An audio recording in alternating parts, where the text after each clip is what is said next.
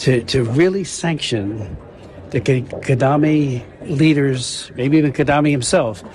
I mean, we can't do a half a loaf and just do a little bit. It's like, stop it. You've signed your name to this agreement. Stop the bloodshed. Gufata ibihano bikomeye cyane abayobozi ba Kagame ndetse wenda na Kagame ubwe nitwakora ibintu by'igice gusa ngo twirengagize ibindi, no kuvuga ngo bihagarare. Uwashyize umukono kuri aya masezerano hagarika ku neza.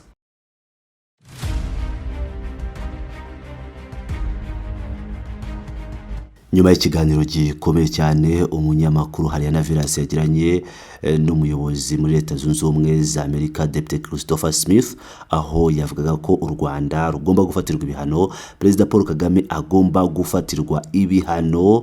Umwe mu ba pasiteri bakomeye cyane muri Leta Zunze Ubumwe za Amerika akaba yagize ibyo avuga, akaba yongeye kubigarukaho, akavuga ko u Rwanda, ingabo z'u Rwanda zigomba gusubira mu gihugu cyazo kandi M23 itazigera na rimwe ijya mu ngabo za Repubulika Iharanira Demokarasi ya Kongo.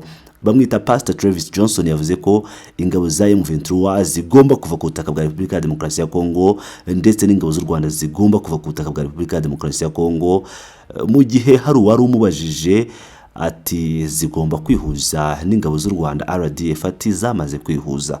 Tugiye kugaruka rero ku magambo akomeye cyane yavuzwe n'uyu mupasiteri, ariko mbere yuko tuyagaruka reka tubanze tubagezeho kamwe mu gace k'ikiganiro yabanje gushyira ku mbuga nkoranyambaga, aho uyu muyobozi mu nteko ishinga amategeko ya Leta Zunze Ubumwe za Amerika Depite Christopher Smith yari ari kuganira na Hariana Velas. Ubundi tugaruke kuri aya magambo yavuzwe n'uyu mupasiteri ukomeye cyane muri Leta Zunze Ubumwe za Amerika. I think fruitful exchange about next steps to make sure that the bloodletting by M23 stops. Because they still in DRC. I just came 2 weeks ago. You did, yeah. Yeah. Depite Christopher Smith ati ntekereza ko twagiranye ibiganiro byiza kandi byatanze umusaruro ku ntambwe zikurikira zigamije kureba ko kumeneka kw'amaraso guterwa na M23 bihagarara. Hariana Velas yahise amuvugira amateka kuko M23 igikomeje kuba muri Repubulika ya Demokarasi ya Kongo, kandi mu minsi mike naravuye hashize ibyumweru 2 gusa. Uyu Depite Christopher Smith ati nibyo warahagiye. Hariana Velas ati yego nasuye inkambi z'impunzi, mbona n'ikibazo gikomeye cy'ubutabazi gikomeje kuhagaragara. Depite Christopher Smith ati niyo mpamvu byari byiza ko perezida w'inteko ishinga amategeko ndetse na ambasaderi n'itsinda ryose bagaragaje ko bashyigikiye ko amasezerano y'amahoro agomba kubahirizwa, ariko ayo masezerano ntashobora gukomeza gukora neza mu gihe M23 itica abantu gusa, ahubwo inasahura umutungo w'amabuye y'agaciro, kandi nanone hari no kurenga ku masezerano. Ndabizi neza Abanyafrika bari bafite icyizere muri iki gihe kuko Leta Zunze Ubumwe za Amerika ziteguye kugira icyo zikora, ariko ibintu ntibirarangira. Icyumweru gitaha dufite igice cya kabiri kibazwa mu nteko, turimo gushyira igitutu kuri guverinoma yacu kugira ngo ifatire ibihano bikomeye abayobozi ba Kagame ndetse na Kagame we ubwe.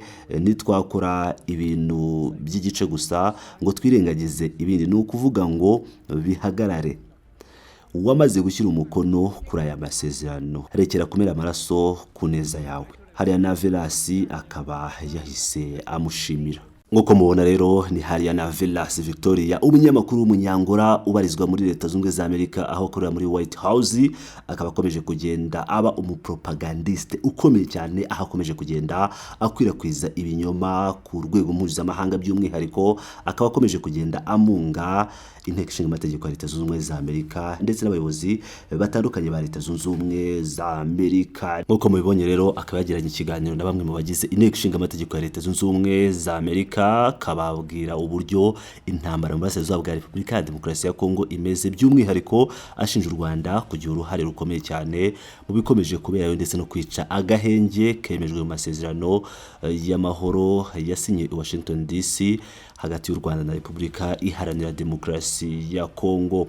Abayobozi akaba yabafatiranye ubwo bari bavuye mu nama ikomeye cyane yabahuje na Perezida Felix Antoine Tshisekedi Chilombo, aho yaganiriye n'abagize inteko ishinga amategeko ya Leta Zunze Ubumwe za Amerika, aho baganiye ku bijyanye n'uburyo u Rwanda rwafatirwa ibihano, uburyo bamufasha kumvisha Perezida Trump ndetse n'ubuyobozi bwose bwa Leta Zunze Ubumwe za Amerika ko bagira uruhare mu kuba u Rwanda barufatira ibihano kugira ngo rukure ingabo zabo ku butaka bwa Repubulika Iharanira Demokarasi ya Kongo. Abagiye kubagezaho rero ubutumwa bukomeye cyane bwahise butangwa n'umupasiteri ukomeye cyane muri Leta Zunze Ubumwe za Amerika witwa Pastor Travis Johnson, aho yagize byinshi atangaza avuga ko M23 itazigera ishyirwa mu ngabo za Repubulika Iharanira Demokarasi ya Kongo. N'ubutumwa yatanze akabuha umutwe ugira uti M23 ntizinjira mu ngabo za Repubulika Iharanira Demokarasi ya Kongo. Yagize ati u Rwanda na M23 bazakira intwaro hasi, abagaye ibitero barwanya amasezerano ya Washington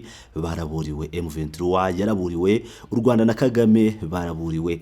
Ati hazabaho amahoro muri Repubulika Iharanira Demokarasi ya Kongo, iki nicyo gihe cy'amahoro. M23 shyira hasi intwaro utahi wanyu. Iwaba yavugaga Simpazi ati RDF basirikare ni musubire mu gihugu cyanyu, ibyo bishyigikirwa kandi bigaterwa inkunga n'ubutegetsi i Kigali ntibizaramba, ntibizahoraho. Abanyekongo bakunda amahoro, abanyarwanda bakunda amahoro, iki nicyo gihe cy'amahoro. Nimwamagane ubukangurambaga bw'intambara, urugomo n'ubushotoranyi bwamaze igihe bubabaza uburasirazuba bwa Repubulika Iharanira Demokarasi ya Kongo. Repubulika ya Demokarasi ya Kongo izagira amahoro, amahoro, iterambere n'umugisha w'Imana ku karere k'ibiyaga bigari. Intumwa ya rubanda ya Amerika mu ishyaka ry'abarepublikani Chris Smith, umwe mu bagize komite y'inteko ishinzwe ububanyi n'amahanga, yabivuze neza uyu munsi. Ibihano biri ku meza, biraje mwitegure murebe ayo masegonda 78 yose iki kiganiro gikomeye cyakozwe na Hariana Velas. Ese mwashyigikira no gusengera amajwi y'ubutwari kandi ashyira mu gaciro asaba ihagarikwa ry'isahurwa ry'amabuye y'agaciro, urugomo ku baturage, ubwicanyi n'isenywa ry'abaturage beza bo mu burasirazuba bwa Repubulika Iharanira Demokarasi ya Kongo. Ubwo nibwo ubutumwa yasoje atanga uyu mupasiteri ukomeye cyane muri Leta Zunze Ubumwe za Amerika. Ngira ngo rero nk'uko mubyiyumvira, Hariana Velas akomeje kugenda amunga Leta Zunze Ubumwe za Amerika, yaba abapfobya ndetse n'abashyigikira ubwicanyi bukomeje gukorerwa abatutsi ndetse n'abandi bose bavuga ururimi rw'Ikinyarwanda muri Repubulika ya Demokarasi ya Kongo. Bakomeje kwitwaza ubutumwa bwe, bakomeje kwitwaza ibiganiro bye mu gutangaza amakuru ababaje cyane. Ibi rero bikaba ari ibintu bikomeye cyane, bishobora kuba u Rwanda rushobora gufatirwa ibihano nk'uko bamwe mu bagize inteko ishinga amategeko ya Leta Zunze Ubumwe za Amerika babitangaje. Perezida Tshisekedi aho ari muri Leta Zunze Ubumwe za Amerika akaba akomeje propaganda ze nk'ibisanzwe. Ngira ngo rero reka mbashimire inshuti bakunzi ba Pirate News TV, mukomeze mane nanjye ndakomeza kubagezaho amakuru yose ku buryo burambuye kandi bwiza, mu buryo budasanzwe nk'uko mubimenyereye muri abagaciro.